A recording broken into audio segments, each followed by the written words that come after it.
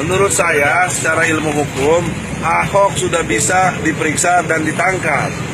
Alasannya ada beberapa kasus hukum yang menimpanya. Satu, data tentang waktu dia masih menjadi bupati, Babel. Ya. Kedua, kasus tentang BMW, tanah yang di Tanjung Priok. Ketiga, kasus tentang sumber waras. Bahkan dalam konteks sumber waras ada dua, satu pidana umum, satu pidana korupsinya. Nah, untuk itu saya sudah bagikan satu catatan dari Wakil Gubernur Pak Prianto yang menyatakan ada uang daerah, pemerintah daerah yang dirugikan menjadi 480 miliar sekian. Itu jelas semuanya ada. Nah, pertanyaan seriusnya, kami kemarin sudah ke Mabes Polri. Kami juga sudah datang ke KPK.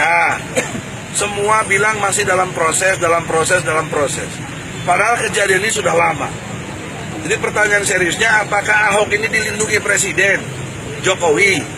Tolong jawab, kalau Presiden melindungi, salah berat Presiden. Karena tidak boleh intervensi soal hukum. Oleh karena itu, kami minta sekali lagi kepada pihak aparat, dalam hal ini kepolisian dan KPK, tentang korupsinya Ahok segera diperiksa, dan menurut undang-undang karena dia pasal hukumannya lebih dari 5 tahun bisa ditangkap. Tadinya kami mau menangkap ke sana, tapi polisi menghimbau janganlah melakukan hal-hal yang tidak dibenarkan secara hukum.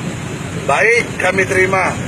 Tapi sisi lain, kalau kami tidak dibenarkan menangkap langsung ke sana, tolong dong polisi atau KPK tangkap ya Ahok ini. Betul? Betul!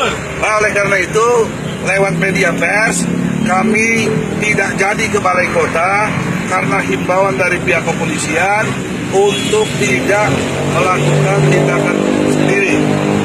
Dan kami menyadari, karena ngerti hukum, oke lah, sekarang saya balik. Ahoknya taat hukum apa tidak? Kalau Ahok taat hukum, dia orang benar, ada tuduhan sama dia berani datang sendiri ke polisi atau ke KPK menjelaskan klarifikasi tentang dirinya itu. Nah, itulah yang benar menurut saya. Jadi oleh karena itu tidak terjadi konflik, kita tidak bikin ricuh di dalam konteks kerusuhan Jakarta. Saya tidak ingin itu terjadi. Kita sedang dalam proses berdemokrasi yang baik.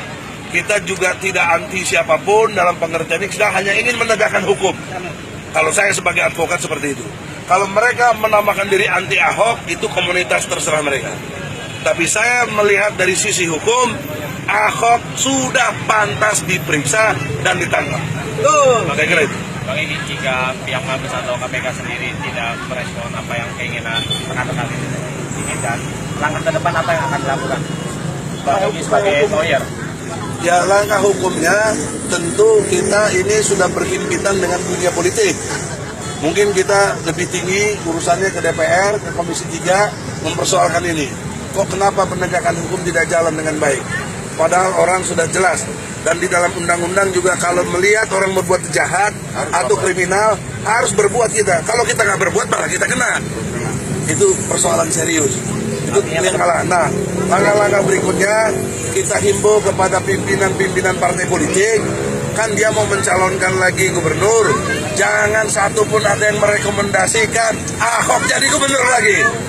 Pilih. Betul? Nah, jadi kalau ada partai politik yang gitu, kita hukum partai politik itu, jangan pilih partai politik itu. Itu paling tidak yang paling mungkin secara hukum. Karena kita tidak boleh melakukan kerusuhan-kerusuhan. Tapi ada dua ya. Komisi 3, ya. Partai politik. Kalau dia sampai itu juga, kita hukum partai itu secara sosial, jangan lagi dipilih partai itu. Ya, terima kasih ya. Dr. Egy Sujana SHMSI. Ya, ada di sini tadi. Ya, ada.